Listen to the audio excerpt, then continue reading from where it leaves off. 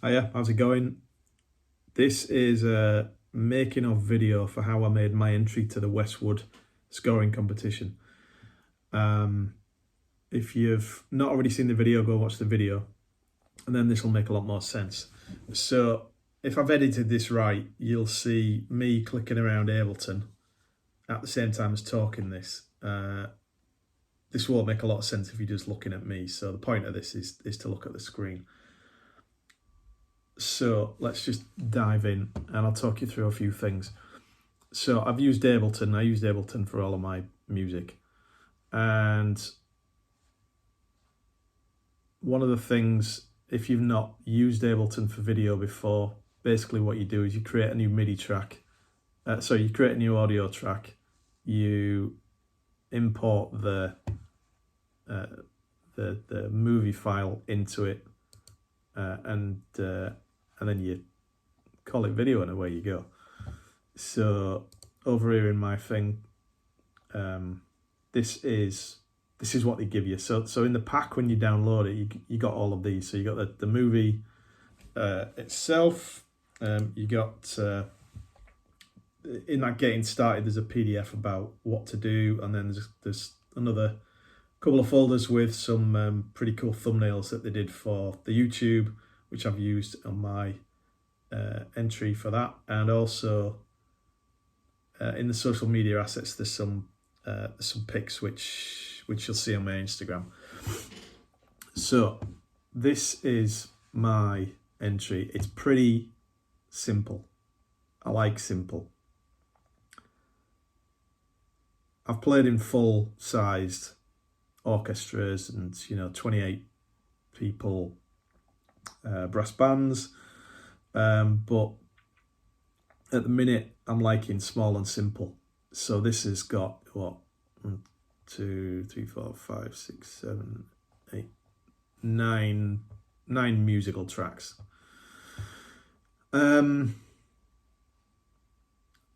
a trumpet player, I'm not a pianist, so I didn't try to make up something completely artistic on the piano. I stuck within my strengths and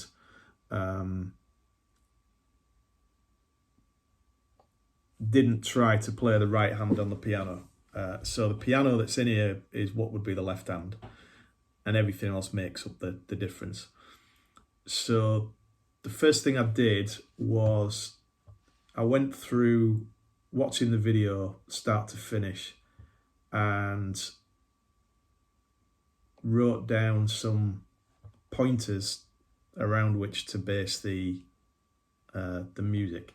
So the start of the dialogue, the point when it enters the middle section of the film, where he's talking about his mother.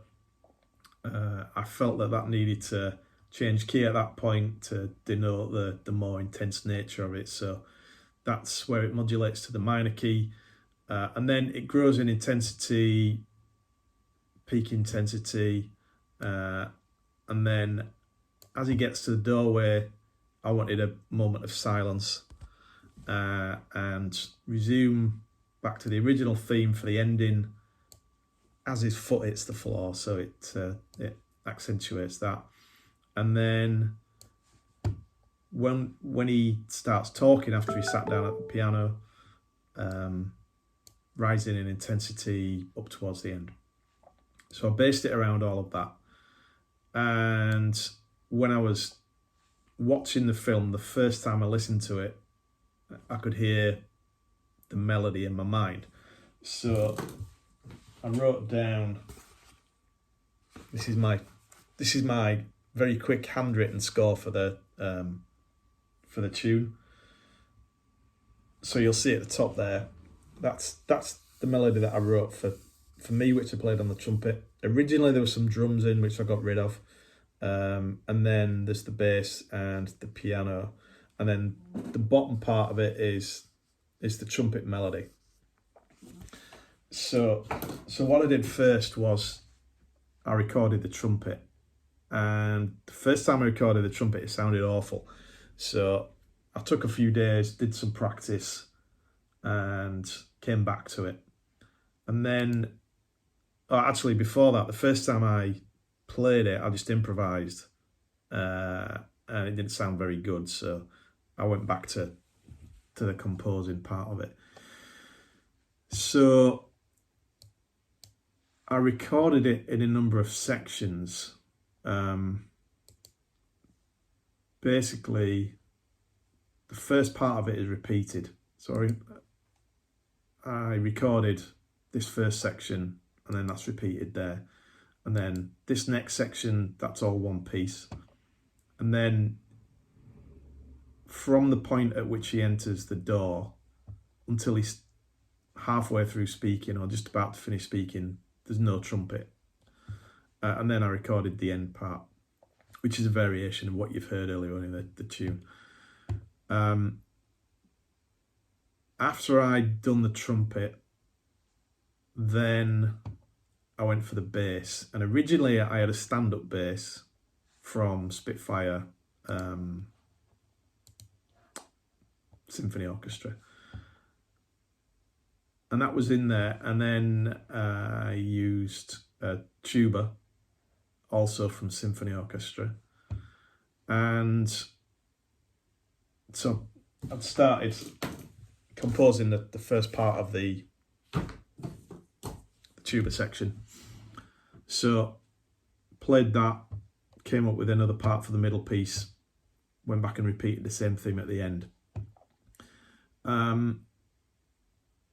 Originally there was a stand-up bass from Symphony Orchestra that mimicked the tuba note for note to make it a bit deeper.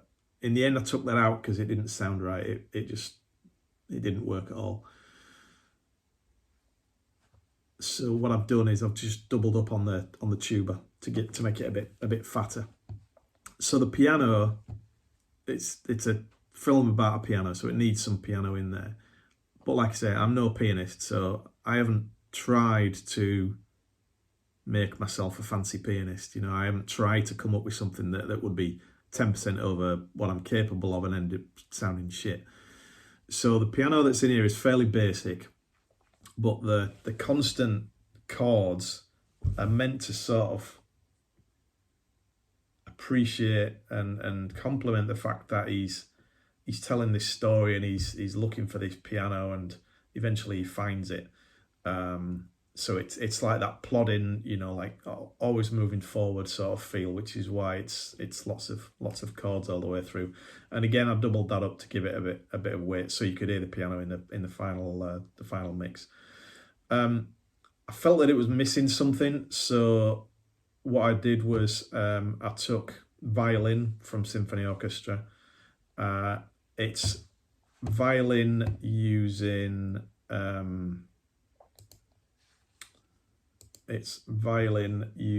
tremolo, so it's the noise all the way through for that, and that comes in at the beginning part.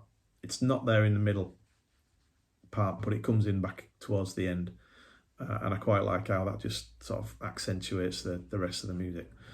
And then I wanted something else for the finale, for something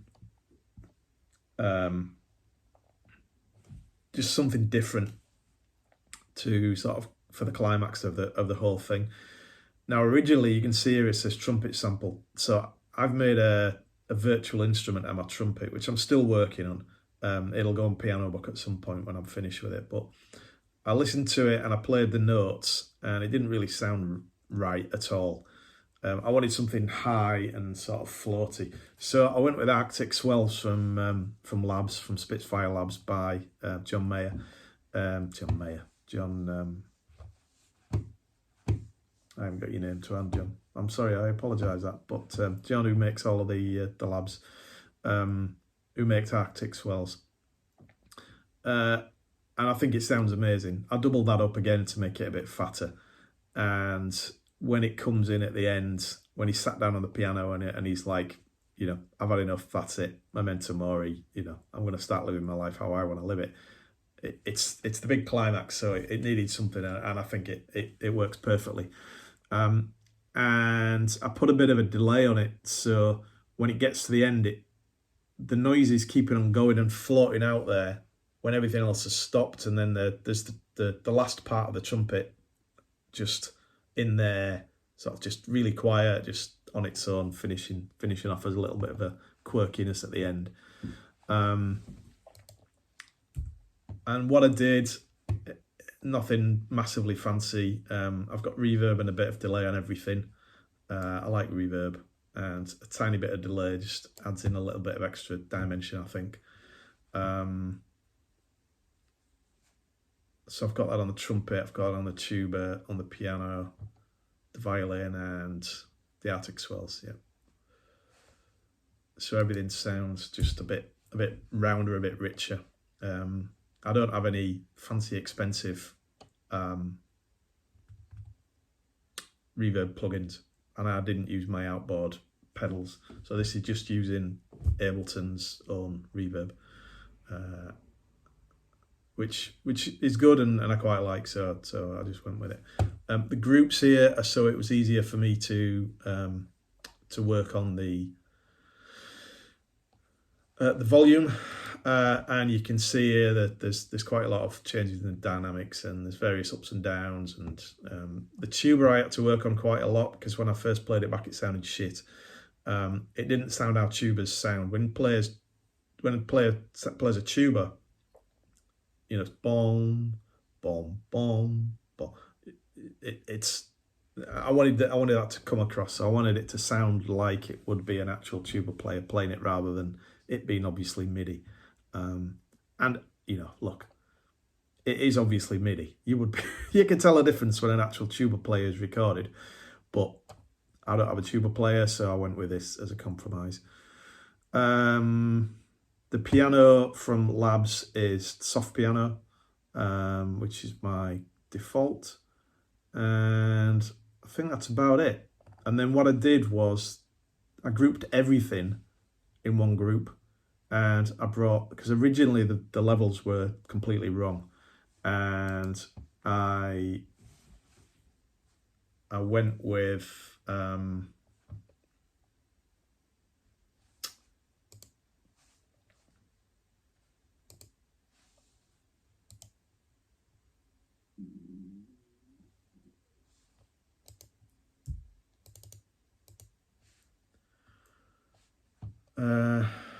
I'll stop this screen recording. There we go. So originally when I first played it back, it sounded shocking. The levels were all wrong. You couldn't hear the guy's voice. So I brought it all down 5 decibels. So the whole thing's just a bit quieter.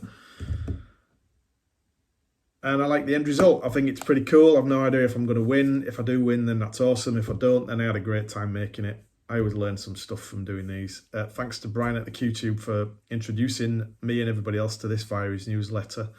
And we shall see how it goes.